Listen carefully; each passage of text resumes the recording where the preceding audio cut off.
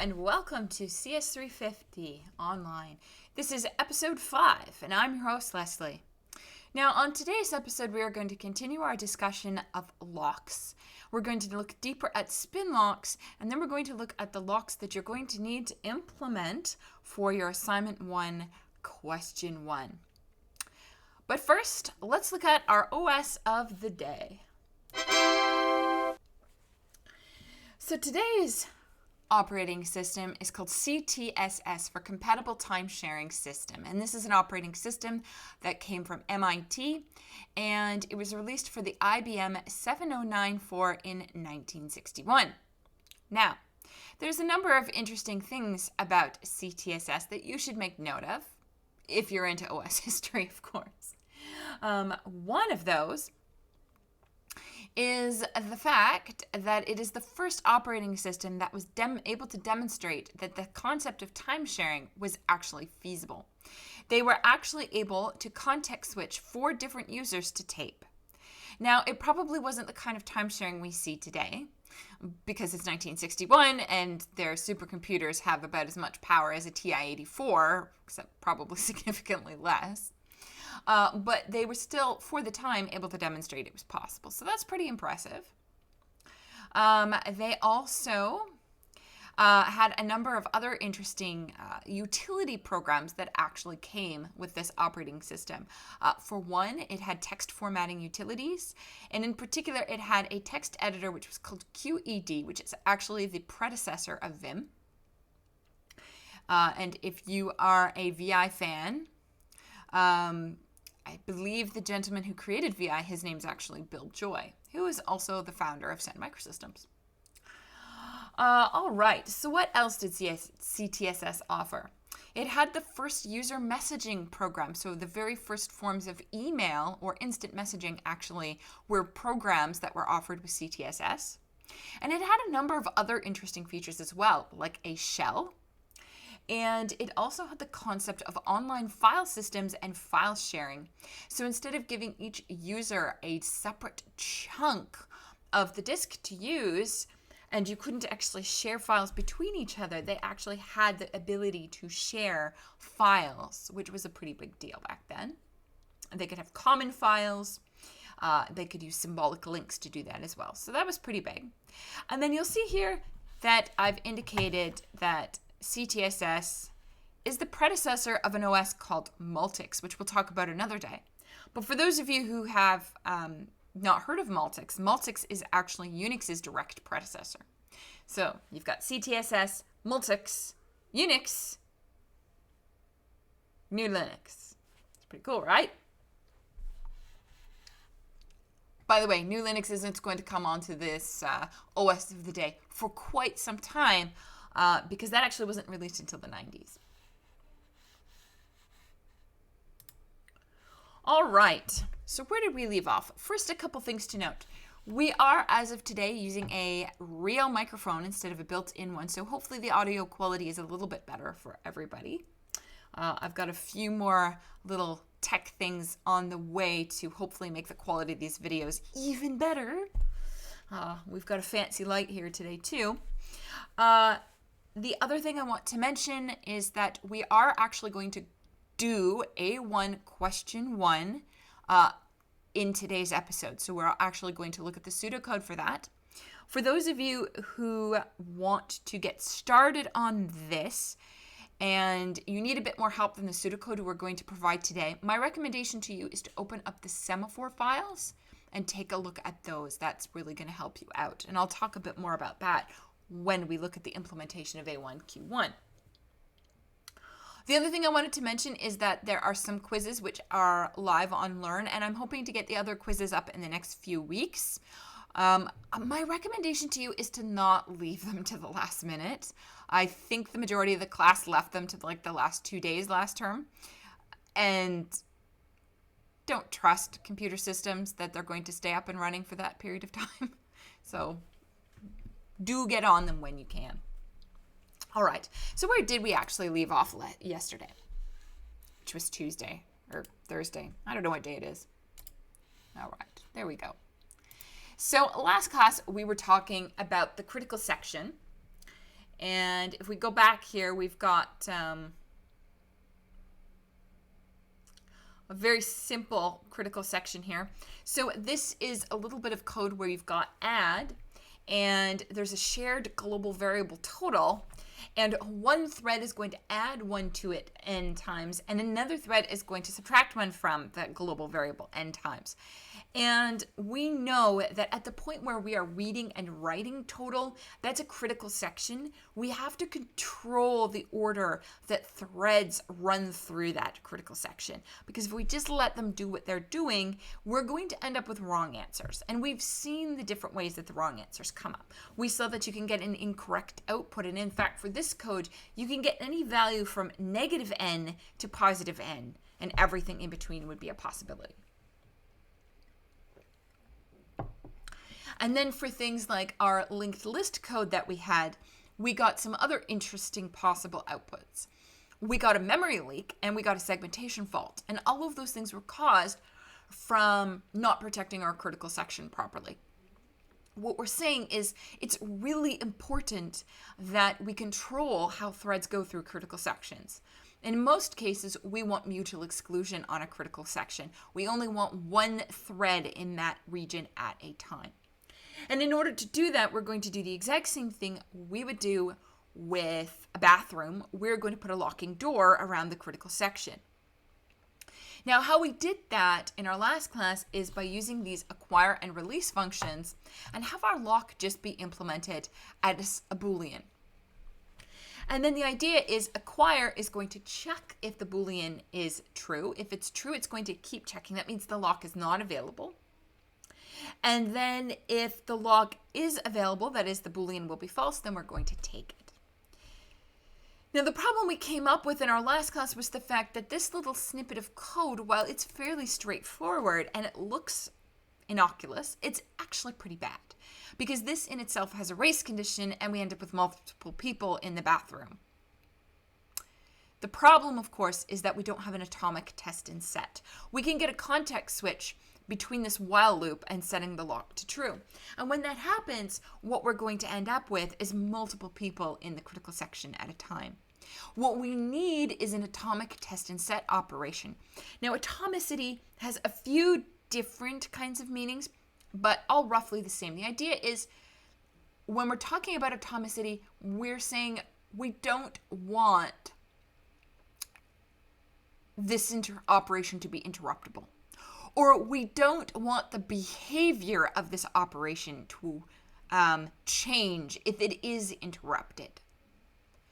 And the only way that we can efficiently do this and provide this function to a kernel is to actually take advantage of the atomic instructions for test and set that are provided by our architecture. Now, x86 provided this atomic swap operation called exchange, and even though the pseudocode looks like it does a lot of reading and writing, on your architecture, this would actually happen as a singular non-interruptible operation. Or if it is interruptible, the interruption would have no impact on the actual outcome. And then we can use exchange, and again, this is pseudocode. This is absolutely not how one uses inline assembly, but you can actually use that function in acquire to do the atomic test and set. Now, then we talked about ARM, and then we looked at MIPS. And MIPS and ARM actually do their atomic instructions roughly the same, and that is using them as a barrier, because it's going to be a pair of instructions instead of a single instruction. Now, if you remember, there are two parts. There's load linked, which is almost the initial door. And what load linked does is it's going to check the value at an address right now. It's going to keep track of it. And then we do store conditional. Store conditional is going to put a new value at the address if the value at that address has not changed since the load linked. Because if it has changed since the load linked, then somebody else is using it, and we can't reliably write to it. So we're only going to change the value at the address if it hasn't changed recently. Now, it's a little hard to visualize how this works, especially if you look at it here. And this little bit of code for MIPS test and set, that's what we're going to dive into a bit more today. So let's take a closer look at actually what's happening here. So first off, what we've got is, instead of making a direct call to the inline assembly in our acquire function, we're actually calling this function MIPS test and set. And we want to set the lock to true, and we want to keep spinning if the lock is not available, which means it's true. So MIPS test and set, the first thing it's going to do, and again, this is pseudocode, we're going to first get the value at the address. So we're going to get the value at the lock address, and we're going to store that in this temporary variable. Then we're going to call the store conditional instruction. Now, store conditional, it doesn't check what the value of the lock is to see if it's true or false. The only thing that store conditional does is to check whether the value of the lock has changed. So it's going to compare the value at the address to temp, and if they are the same, then whatever value is, it's going to write it to that address. And then the result will be either success or fail. Now, what's interesting about that is if the lock was true, and it still is true, then store conditional succeeds in setting the lock to true. But we don't own the lock. And so if the result of the store conditional is succeed, we don't return false to stop spinning. We return the old value of the lock to indicate it could be false and we took the lock, or it may have been true and we had no impact. If store conditional, of course, fails, we are going to return true because we don't know what the value at the lock was and we don't care. It changed. It's irrelevant. Okay. Now, there's different ways that you can visualize what's going on here. So I'm going to open up OneNote and let's actually look at a different way that you could do this. Okay. Apparently, OneNote thought it would be funny if it opened up on my other screen. That's always fun.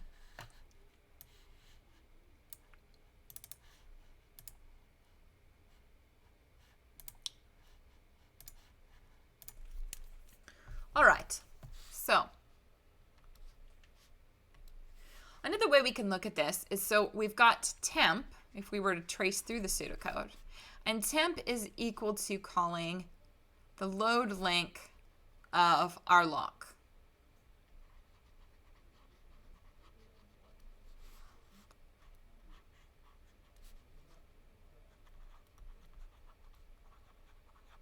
So we're getting the value of the lock. Then what we're going to do is, so this is our load link part. And if you wanted to write this more as C pseudocode, what we would do, of course, is dereference the lock. All right. So now that we've dereferenced the lock, what we're going to do is we've got the value of the lock. We are now going to check if it's changed. Sorry for the pause there. My daughter just came up and got some markers and she surprised me. All right. So if this is our store conditional part. So it's actually the store conditional part, and we're going to combine it with the MIPS test and set part here, and you'll see what I mean. So if temp is equal to the value of the lock right now, we get success.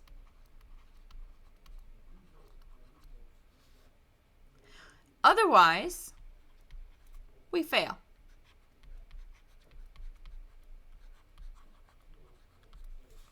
Now, this part here, this is load linked.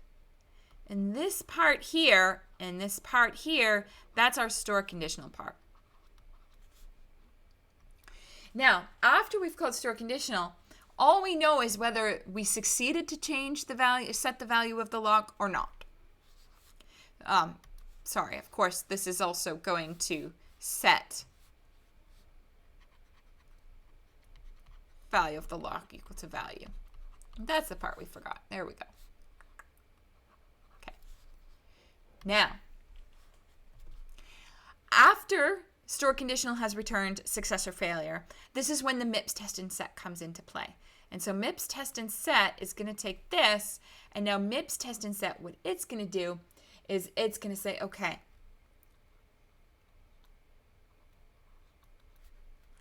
if the temp variable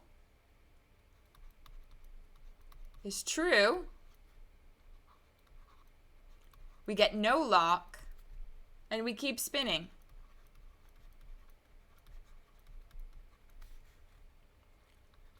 And if temp is false, we get the lock, and we stop spinning. So this is another way to look at what all of that code is doing. Now there's one more way that you can actually do this. Think about it. And if you're looking for the slides for the course, I noticed someone on Twitch has mentioned they're on Learn. I'm not sure if they are actually on Learn. I don't like using Learn for anything except for your quizzes. I post everything publicly on the course website, so they're on the course website.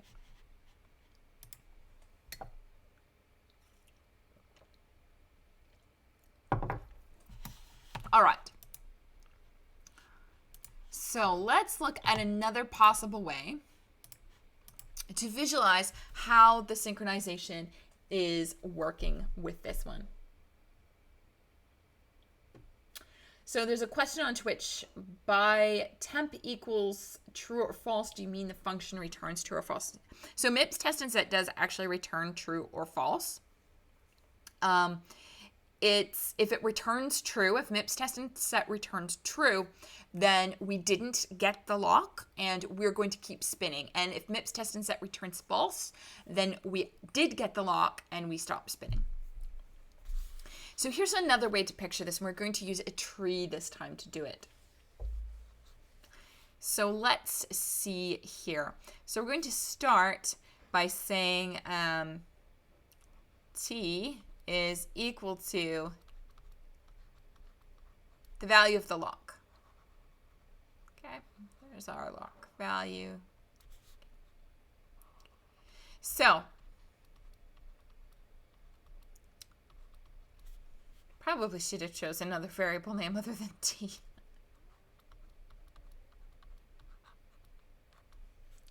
Now there's two possibilities.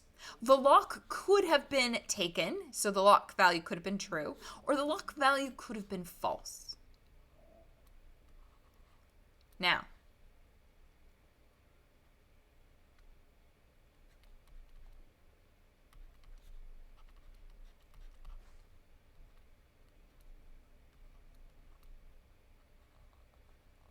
in our next node, for both sides,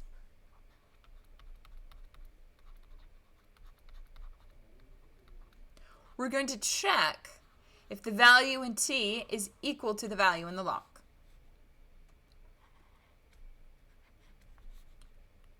And of course, we're going to have yes and no options.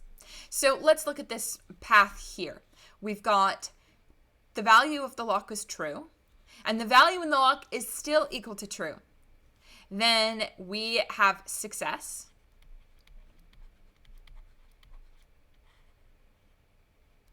And we're going to say the value of the lock is equal to true.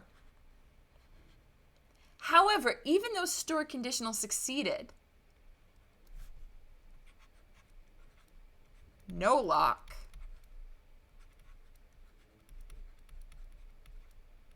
and we keep spinning. And the reason is we return temp. We return T. And since T is true, we keep on spinning. Now, if the value of the lock was true and it is no longer true, we have a fail. And when you have a fail, of course, we are going to return true. and we get no lock. And we keep spinning. That's pretty straightforward. So there's two of our possibilities. Now let's look. The lock was false, and the lock is still false. So if the lock was false and it's still false, then we also have success. And we are going to set the lock to true. And when we return t, which is the old value of the lock, we actually took the lock and we stopped spinning. Because we're done. We've acquired the lock. If, however, the value of the lock was false and it has changed, we again get a fail. And then we return true. And it's no lock. Keep spinning. All right. So there's a couple different ways that you can kind of picture what is going on with the load, link, and store conditional operations. And just to try to color it up here a little bit, this is your load linked operation. And these two rows here, this is your store conditional. And then this final one here, that's actually going to be all of the wrappers. All right. So now we know how MIPS and ARM are going to use their atomic barrier instructions to give us what we want, which is an atomic test and set operation. All right.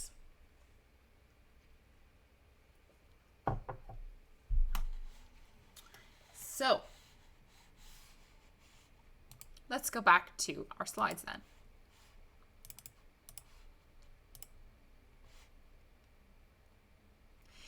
This kind of lock that we've just implemented actually has a very special name. It's called a spin lock. And the reason why it's called a spin lock is because the lock actually spins. Each time we are going to check whether the lock is available, and if it's not, we're just going to repeat that check. We're going to repeatedly knock on the door and ask, are you done yet? The problem with the spin lock is that because they are actively using the CPU to wait for the lock to become available, they're kind of wasting the CPU's time. So spin locks are a very useful tool. They are definitely a necessity in an operating system. So the Linux kernel actually has a spin lock in it, and so does Mac OS, and so does Windows, and so does OS 161. And the reason why we have the spin lock is you can kind of think of it as the spin lock is the wrapper for the assembly. And then what we do with the spin lock is we use the spin lock to provide atomicity for higher level, better, more general synchronization primitives. So the spin lock in OS 161 is actually already implemented for you. It wouldn't work, the OS, if you didn't have it. And so this is the struct. And one of the interesting things that you'll note is that the spin lock has an owner. And the owner of the spin lock is a CPU. So that's kind of a weird concept. So here's an interesting statement. We don't like spinning.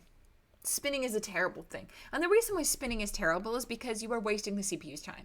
You're pure and simple wasting the CPU's time. The CPU could be, while you are spinning, checking to see if the lock is available, the CPU could be, ray tracing or downloading something off the internet. There's 100 things it could be doing that are better than spinning. And so a lot of implementations of spin locks are trying to reduce the amount of spinning that any particular core is going to have to do. And how they do that is by disabling interrupts. So when you call spin lock acquire and you own that spin lock, that is, you can take the spin lock, we are going to have interrupts on the CPU completely disabled, which means that time sharing isn't happening, which means preemption isn't happening. It's disabled. Which means on that particular core, nobody can interrupt you while you own that spin lock. And since nobody can interrupt you while you own that spin lock, you effectively own that CPU. And here's the thing about locks and ownership. If you go into the DC bathroom and you find yourself an open stall and you lock the door, do you want somebody who does not own the bathroom stall right now, i.e. somebody outside waiting in line, to reach their hand under the stall and unlock the door on you? Probably you don't want that. And we don't want that ability with a lock either. What's the point of having a lock if a user can just call release and open the lock on us? Because then everybody can come into the critical section. So locks tend to have owners to indicate who owns them, because we don't want to be able to release a lock unless we are the owner. So a spin lock, because our spin lock disables interrupts, the effective owner of the spin lock is the CPU.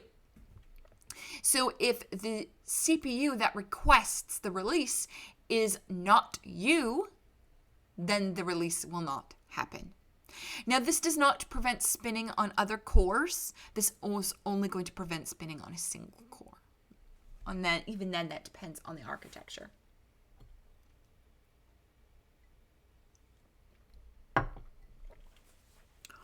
All right. So, spin locks are already implemented for you, as I said, and you're going to need them. This is what it actually looks like. So if you were to actually open up the file that contains the spin lock data test and set, this is what you would see. You've got this underscore ASM volatile and then all this weird stuff. We've been kind of leading you to believe that assembly is written in line just by calling the assembly instruction straight up. It's not. That's pseudocode. This here, what you're seeing, this is actually how we do inline assembly. And I have no expectation that you know how to do this or understand what's going on here. If you were curious, however, what we actually have going on in this little snippet of code is we actually have these variables here are your inputs, and then you've got things like the return values. So we're setting up parameters and return values. It's a pain to use inline assembly. Don't do it. Nobody wants to do it. It's hideous. So we have a question on Twitch. What if a process which acquired a spin lock doesn't terminate? Yes, that's a big problem. So one of the problems with spin locks is because they are disabling interrupts. Anything like a key press, a packet arriving, your CPU overheating, all of those interrupts are being ignored. And that can be a very bad thing because no preemption. And if there's only one core and one CPU in your system and you have a runaway thread that has acquired a spin lock, then you have a very big problem. And the computer is effectively dead. So you have to be very careful using spin locks. You don't want to use a spin lock to protect a large critical section. You don't want to use a spin lock to protect some kind of recursive tree traversal. A spin lock should only be used to protect the absolute bare minimum of critical sections. So something like an atomic test and set of a variable, that would be an acceptable use of a spin lock. Because it's such a short amount of assembly code you would be protecting, the chances of that thread running away are 0. And if any interrupts do arise during that period where they're disabled, it's so short that the CPU's interrupt queue hopefully can handle how many there are in the queue. So spin locks should be used sparingly and only for the most appropriate of reasons, so things that are very, very tiny. Which leads us into the discussion of what if I want to protect my recursive tree traversal code or my recursive graph traversal code? How am I going to protect a larger block of code? Well, we need to build more sophisticated locking mechanisms to do that. And in particular, we want to eliminate this concept of waiting by spinning. And because I don't really want to have to disable interrupts every 30 seconds as well. So we actually have another kind of lock, and this is more of a general lock. And if you're interviewing with Google this term, they're also known as mutexes because they offer mutual exclusion. And I'm sorry if that makes many of you sad, because I know the interview situation with co-op right now is probably absolutely awful. I am doing my part, by the way. I actually have co-op students. And I had some last term too. Anyways. So we want to make a lock that blocks. Now, what does it mean to be a lock that blocks? Well, a lock that blocks is, instead of spinning, what if you show up to the DC bathroom and you see that the door is locked? You could be that jerk, that spin lock that sits there repeatedly knocking, hey, are you done? Are you done? Are you done? Are you done? Or you could sit down on the floor and fall asleep. Now, I know in reality you don't want to sit on the floor of the DC bathroom, but let's pretend you did. The idea is you see that the door isn't shut, so you know you can't get in. So you sit down and you fall asleep, and the idea is that when the person who owns the lock finishes in the washroom, they open the door, they see you sleeping on the floor, and they tap you on the shoulder. And at that point you wake up, and then you can acquire the lock and enter the washroom. Now, why is that inherently better? Because if you are blocked, if you are asleep, you are not in the ready pool, so you're not participating in any scheduling. And you're also not running because you are asleep. So it's almost as if you don't even exist, which means the CPU can do other things. And preemption can still happen. With locks that block, we don't have to disable interrupts.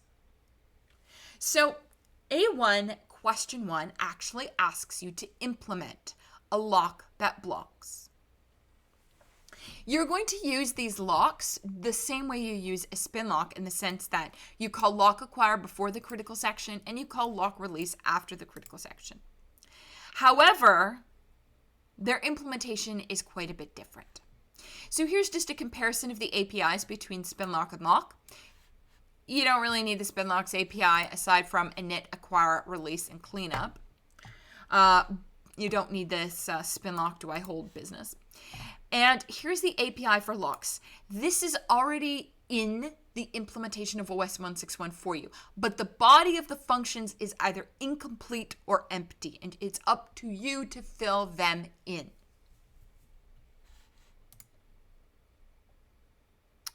So what is this thread blocking exactly, and how do we actually implement that? So here's the thing. You have a thread and it tries to acquire the lock, but it realizes immediately that the lock is not available and it needs to go to sleep. That is, it needs to block. What does that mean? Where does the thread go to block? So where it's going to go is we have this other data structure called a wait queue or a wait channel. And the idea is that when a thread wishes to block, it's going to add itself to a queue or pool of blocked threads. And then when somebody wants to wake up a thread, it goes and it's going to, via certain access functions, to the waiting pool, and it's going to wake somebody up. Now, who does it wake up? Well, here's an interesting thing.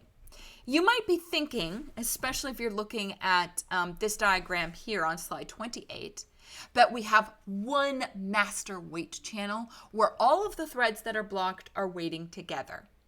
But this actually doesn't make sense because so many threads are waiting on so many different things. So for example, on my computer right now, there's going to be a thread that is waiting for pen input from my pen. And there's also going to be threads that are waiting on mouse input. And I'm going to have a thread waiting on microphone input and camera input. And I'm going to have threads waiting for me to interact with Gmail. There's going to be so many threads waiting on so many different things.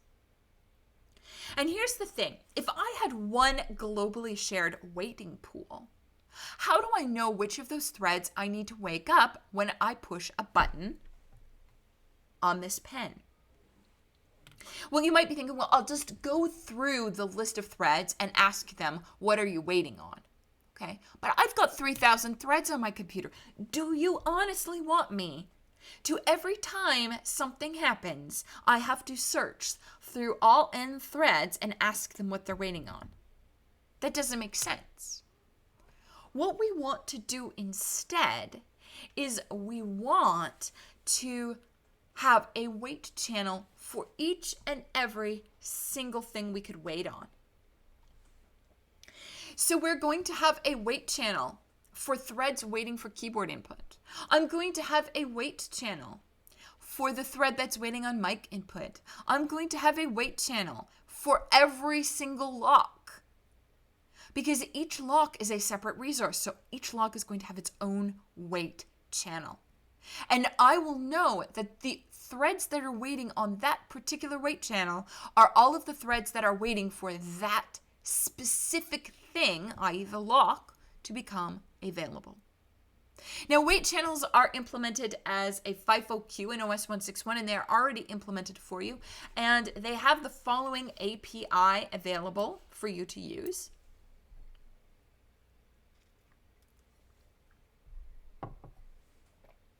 So how do we actually use it? So first off, if you want to put a thread onto a wait channel, you're going to call the function wchan sleep. Wchan sleep is going to add the current thread to that wait channel, and then it's going to call thread yield effectively to cause a context switch, because the current thread is now in the wait channel. So we don't want the current thread to continue running. Now, an interesting thing about wait channels is a wait channel is a shared data structure, which means wait channels need some protections to make sure that their critical sections don't have race conditions. Every single one of the wait channel functions, with the exception of sleep, is atomic. That is, they're already protected. Sleep is not protected. Now, don't get me wrong, it unlocks the wait channel for you, but it cannot lock it. And we are going to see shortly why sleep cannot lock the wait channel. And so there is a separate lock function that you must call on your own before sleep, but there's no unlock. You don't need to call that. Then we have wake all, which is going to take every thread on that wait channel and it's going to put it into the ready pool. And then we have wake one, which is going to take the first thread in the wait channel and put it into the ready pool. So that's your wait channel. All right. Now, if you're following along with the slides, you'd be like, oh, so we're going to talk about semaphores now. No, we're actually not going to talk about semaphores. And in fact, even though I had originally planned that maybe we'd start talking about semaphores today, I've decided let's just talk about locks today. So I'm going to go over to OneNote again.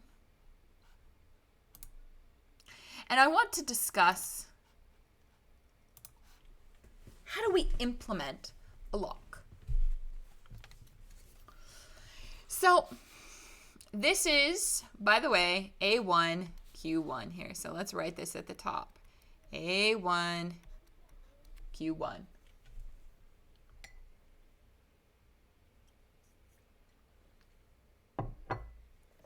All right. What we need to do is implement a lock. Now we're going to do that with pseudocode today. So the first thing is I have a lock structure. And I need to fill it in. It's already got some things. It's got like a name. Now, the name is really for identification purposes. For the user, it's not really useful internally for unique identification. So just keep that in mind. No guarantees that name is going to be unique. All right, so I want to implement a lock. I'm going to need a place for my threads to wait. So I should have a wait channel.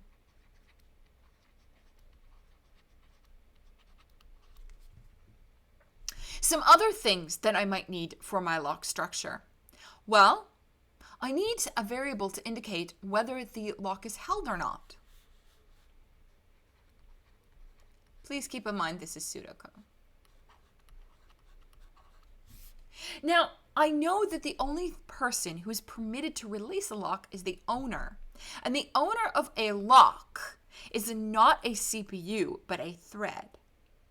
And the reason for that is preemption is enabled for a lock, whereas as it is disabled for a spin lock, which means that our owners are going to be the threads. So I'm going to keep track of my thread owner. Now I need one more thing.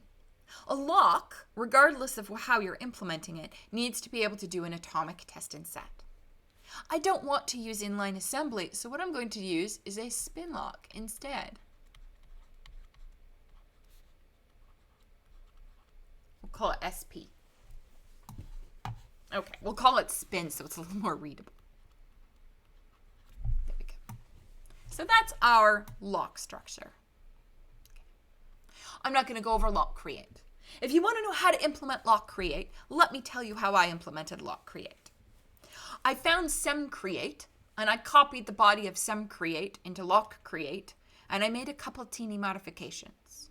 You are permitted to copy other OS 161 code into your own, not so long as it was not written by a current or previous or future OS student. You are allowed to otherwise copy the actual OS code itself. So for lock create, just copy semcreate and modify it. But let's talk about acquire. I'm going to write an implementation of acquire here, and then we'll discuss and see whether it works or not. So let's start. That's not what I want.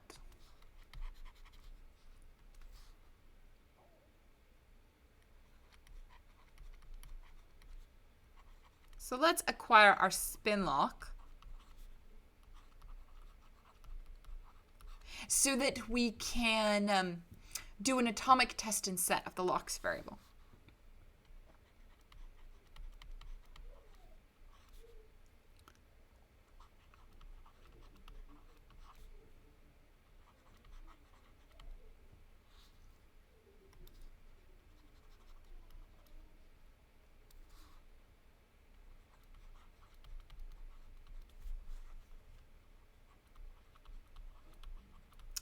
Release our spin lock.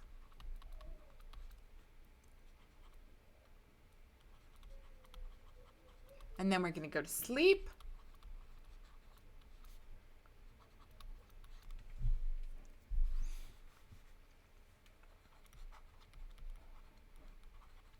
When we wake back up, we want to reacquire our spin lock.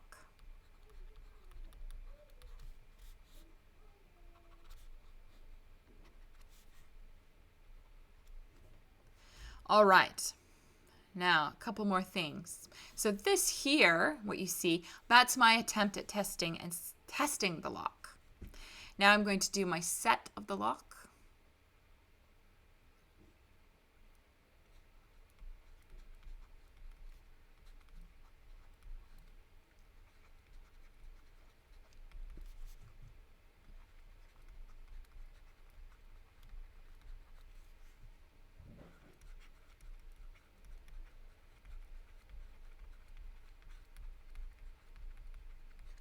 All right. So here's the question. Does this work? And if you've been sitting there on Twitch trying to figure out whether this works or not, or whether you're watching it a later date, I'm going to tell you the answer. This doesn't work. This particular implementation doesn't work for a variety of reasons. One of the number one reasons that it doesn't work is that we have forgotten to lock the wait channel before we called sleep. Remember I said you had to lock the wait channel for sleep? Yeah, we forgot to do that. So let's correct that. Now the question is, where do you lock that wait channel? Do you lock it immediately before you sleep, or do you have to lock it somewhere else? The answer is actually somewhere else. We actually need to lock the wait channel before we release our spin lock. So right there. Now, why do we have to do it in that specific order? Now, we're going to go over this in greater detail with the semaphore implementation in Thursday's episode. But to give you a brief look ahead at that and to give you some time to think about it on your own, if I lock the weight channel after I release the spin lock, then it is entirely possible that I fall asleep on a lock that is available. Because if I am trying to go to sleep on the weight channel at the same time that the owner of the lock is releasing the lock, then because the order of operations matters, I could fall asleep on the weight channel after the releasing thread has woke the weight channel. That would be a problem. So in order to prevent that from happening, we lock the weight channel prior to releasing the spin lock. Now, another question you might have is, why do I release the spin lock before I sleep? The reason we release the spin lock before we go to sleep is because if I go to sleep while I own the spin lock, then interrupts are disabled on the CPU because I own it, which means that preemption's not happening, which means that unless I have other threads and they can't release the spin lock, yeah, we just deadlock the system up. Nobody can wake up. Nobody can do anything. So you should never fall asleep while you own a spin lock. Very, very bad things will happen because preemption will be disabled and nobody will actually be able to release the spin lock. So you have to release it before you go to sleep. Now, the reason why I acquire it immediately after I wake back up again is because I am checking again when I wake back up whether the variable is held or not, or whether the lock value of held is true or false again. And that might be another interesting question you have is, why am I using a while loop here to check whether the lock is available or not? Here's the thing. Let's suppose that you own the lock and you call release. So you wake up a thread, and that thread, it goes from blocked to ready. It doesn't go from blocked to running. It goes from blocked to ready. And then the scheduler will choose which thread gets to go next. Well, the scheduler may choose somebody else, and that other thread may try to acquire the lock. And it would succeed at this point because you released it already. And so when we wake up, there is absolutely no guarantees that the lock is still available because we don't know how much time or what threads have run between the point where the lock was actually made available and this thread actually runs again. So we have to check. And no an if statement will not work because that would only be one check. And if we go to sleep again, then we just end up in the same situation. So it has to be a while loop. Now, if you get to the point where you leave the while loop, you know that the lock is available and you can have it. So we set held to true, and we set the owner to this global variable here that you'll find in the system called curthread. So curthread is the current running thread in the system. And then we release the spin lock. Now, it's very easy to think that all I've done is just wrapped the spin lock behavior inside of a lock, but I haven't. The only thing that the spin lock is used for is to protect the atomic test and set. If the lock isn't available, then we release the spin lock and we fall asleep. So you can see here between this line and this line, if the lock is not available, then we go to sleep. We don't spin. So we're not using the spin lock for much. Now, does this work? Does this work? We're still missing some things. For one, we haven't checked whether the lock that was passed into the acquire function is null or not. We also haven't checked if the lock that was passed into acquire is owned or not. So here's the problem. Let's suppose you own the lock and you, silly, tried to call acquire again. So you own the lock and you call acquire. So you check whether the lock is held. It is, so you fall asleep. So who wakes you up? Well, since you're asleep and you're the owner, nobody wakes you up. So we want some assertions here. And in OS 161, we do these K asserts for kernel assert. This K assert, you're going to want to assert here that the lock is not null, and you're going to want to make sure that you don't already own the lock. All right. Now, a question on Twitch is, so basically the moment the person in the bathroom got out and tapped you to wake up, somebody else rushes into the bathroom. Yes. Even though the person releasing the lock, tapping the person to wake up, has chosen or has presumably chosen you to go next, that doesn't mean there aren't other people that are going to rush the bathroom stall. That is exactly what can happen. Hence, we need to repeatedly check. When we wake up, is the lock still available? Because if you don't, multiple people in the bathroom at the same time. Now, why do we have to put the lock, another question on Twitch, why do we have to lock the wait channel before spin release? I'm going to go over this in greater detail again on Thursday with the semaphore, but in a nutshell, what will happen if we don't do it in that specific order is that if we are trying to fall asleep on the wait channel because we believe the lock is in use, at the same time as the owner of the lock is releasing, if we do this in the wrong order, then we will end up falling asleep on a lock that's available. And if you fall asleep on a lock that's available, there's a chance that you never wake up again. And that would be a very bad thing. That's you opened VLC and you tried to open a movie and nothing happened. So you chuck your computer out the 10th story window of the Icon Tower. Which, don't do that. You might hurt people below. All right, so that's acquire. Now let's actually look at release. So we need our black pen again. And again, this is pseudocode.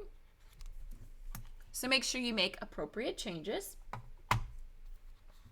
So in release, I need to set the lock variable to false, because I'm releasing the lock.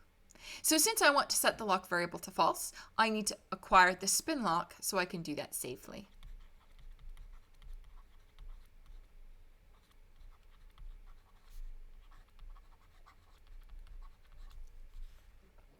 And then after calling spin acquire, I am going to then set held to false. And I'm going to set the owner to null. And then I'm going to call wtan wake 1 and then release my spin lock.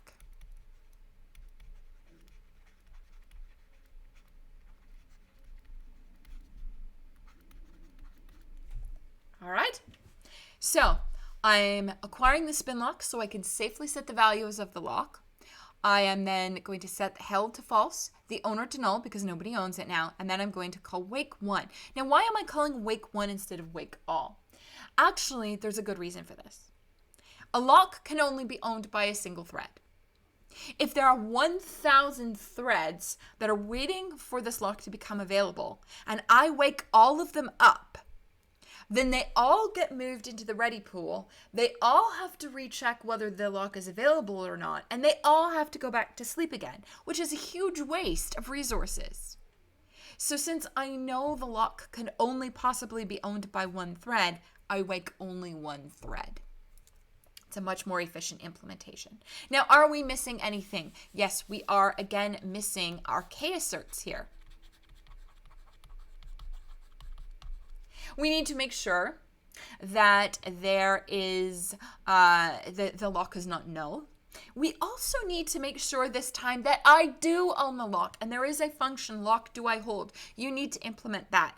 Do not directly K assert that owner equals cur thread here. You need to actually use lock do I hold in the K assert. So make sure you implement that.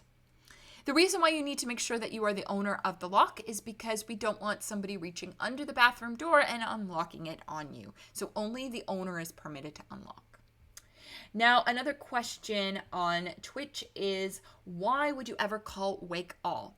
Well, because locks are not the only kind of synchronization primitive that we have. There are also semaphores, condition variables, monitors. There's a whole pile of them.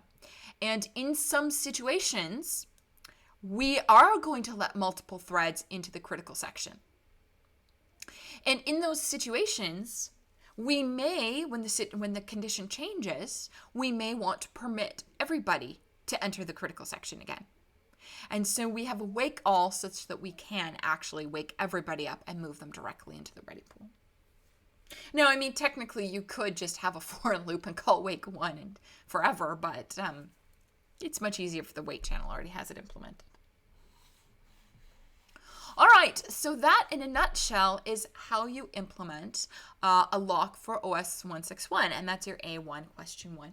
If you were still having a little bit of troubles implementing this, I really do recommend that you open up the semaphore implementation and look at the code. Pretty much all you need to do is copy the semaphore code and make a tiny modification to it, like only a few lines of modification. Because a semaphore is similar, although not identical to a lock. Now, a couple other things. You'll notice here that I have held and owner as being two separate things. There is an optimization that you can make. I won't tell you what it is. I'll let you figure that one out on your own. The other thing that I cannot emphasize enough with your implementation of locks, please, in lock create, initialize the values.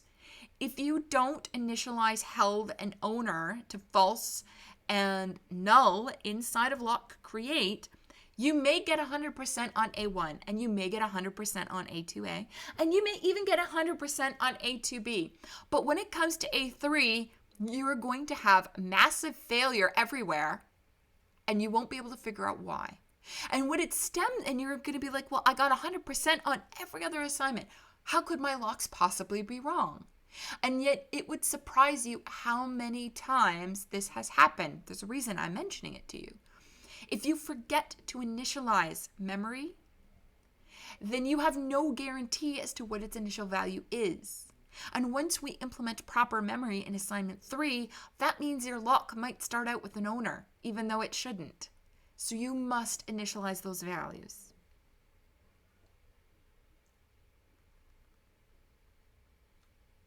All right, so there's another question on Twitch. Do spin locks not contain the data they protect? I'm not quite sure what you mean by that particular question. Spin locks and locks don't contain what they are protecting. They are just a door that blocks others from entering. And the only thing that they actually contain is indication of things like whether the door is locked or unlocked. All right, now I want to give you one demo here of synchronization in OS 161. So let's go over then. I will, by the way, post that pseudocode on Piazza later. It's probably going to be in the evening sometime. My daughter is doing the virtual school. So you guys are doing virtual school. My 6-year-old is as well. Except they do synchronous learning, which is interesting. All right. So I will post that pseudocode to Piazza later, and I have a bunch of additional guides that will help you with preemption, and that'll help you with understanding what's going on in the lock body a bit better.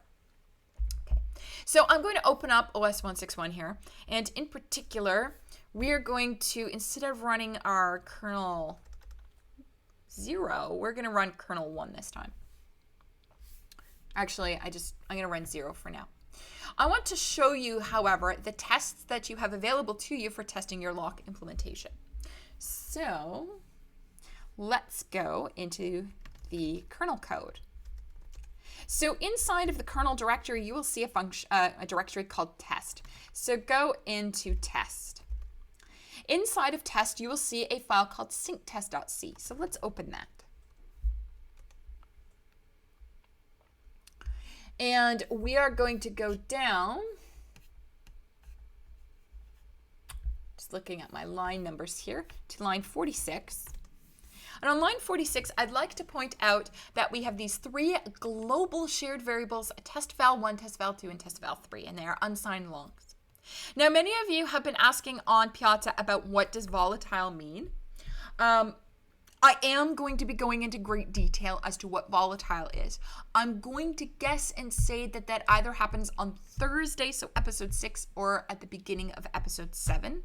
We will go into great detail as to what that keyword is and why it is necessary. For now, I'm just going to say if you have a shared variable that multiple threads could be reading and writing to, you should make it volatile. And I'll explain why again in a couple days. Okay. Somebody has a question on Twitch. Doesn't that mean it's possible someone can access shared data without using the lock? Okay. So here's the thing about synchronization primitives like locks and spin locks. It is on the developer's shoulders to, if they have a critical section and shared data that needs to be protected, it's on you to make sure that you add the lock, acquire, and release and protect the critical section appropriately.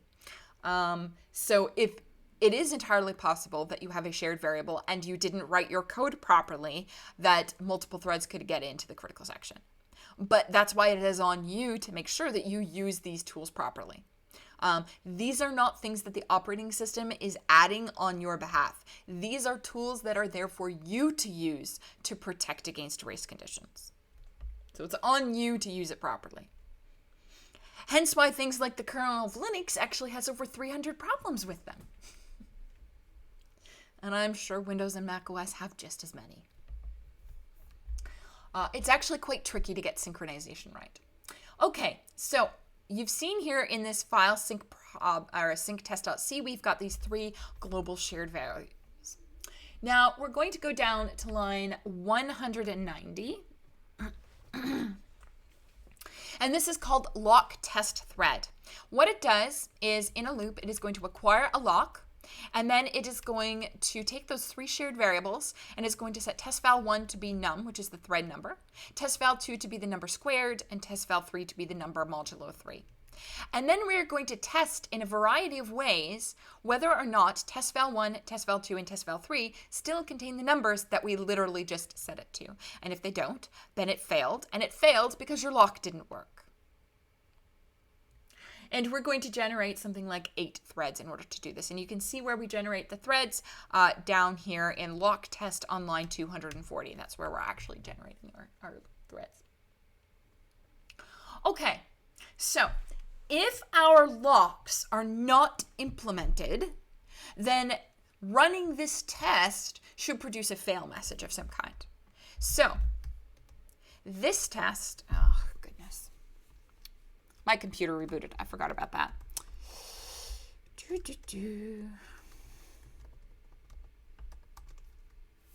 I did an update, and I probably shouldn't have done that.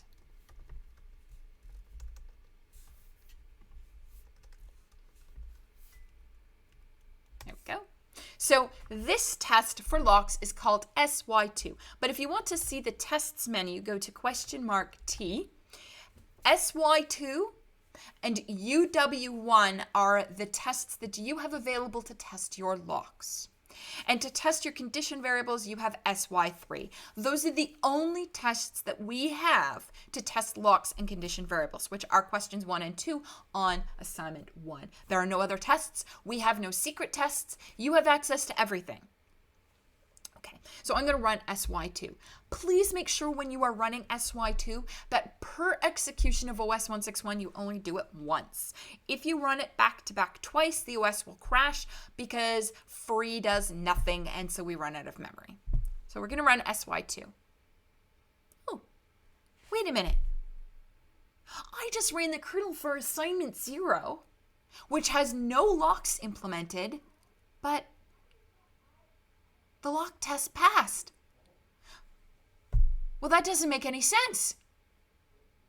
Well, we better leave the OS and run this again. Oh, but I don't want to wait for it to boot up. So if you don't want to wait for this to boot up, to actually go through the menu systems, what you can actually do is you can, in quotes, after specifying the kernel, you can actually run from the command line your test. So do sy2 semicolon q.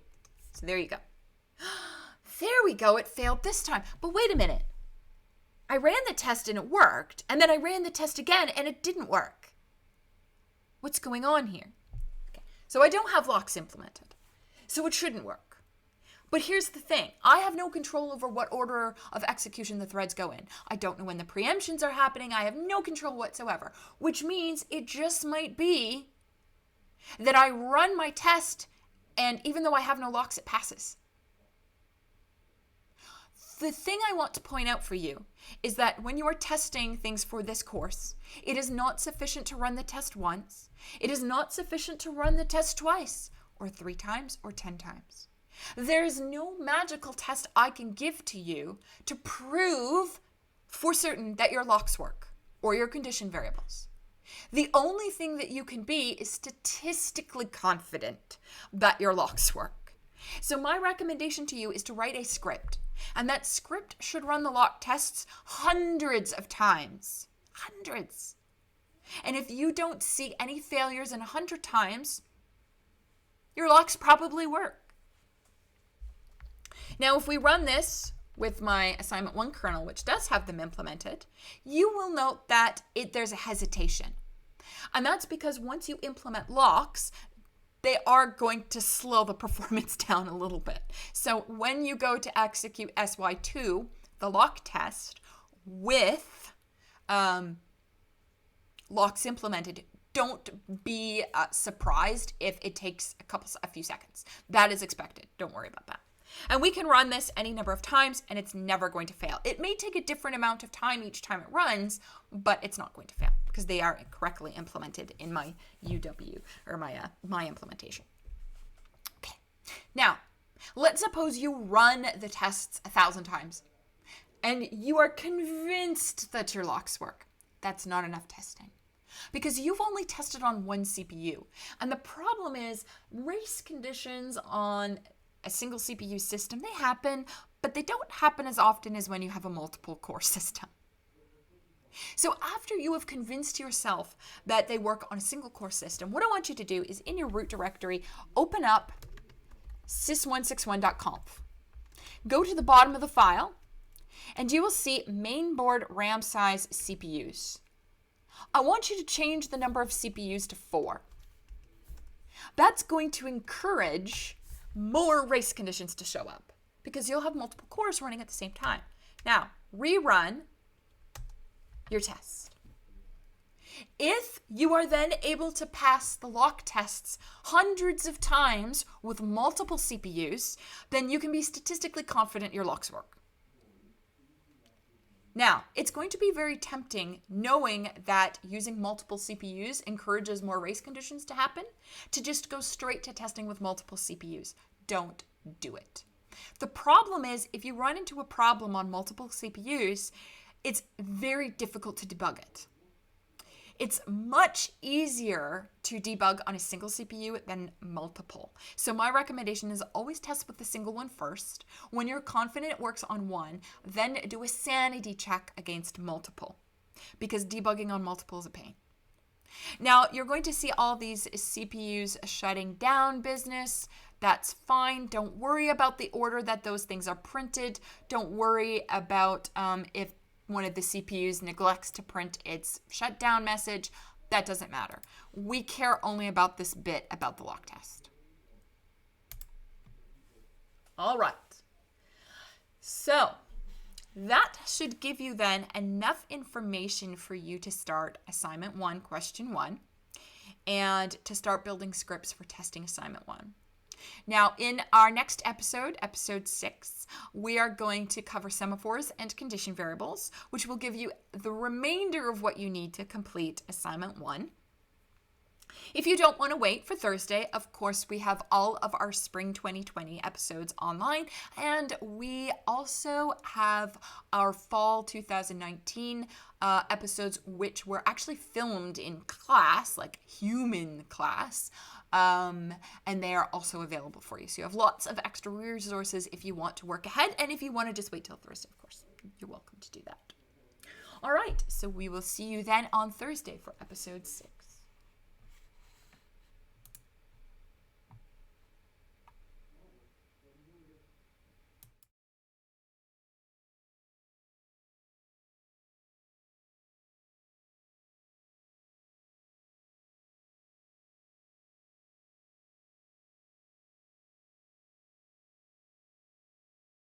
Hello, I'm a Mac. And I'm a PC. Ready to get started? Well, not quite. Got a lot to do. What's your big plan? I might make a home movie or maybe create a website, try out my built-in camera. I can do it all right out of the box, so what about you? Well, first I gotta download those new drivers, and I gotta erase the trial software that came on my hard drive. Sweet. And I've got a lot of manuals to read. You know, it sounds like you have a lot of stuff to do before you do any stuff, so I'm just gonna get started because I'm kind of excited.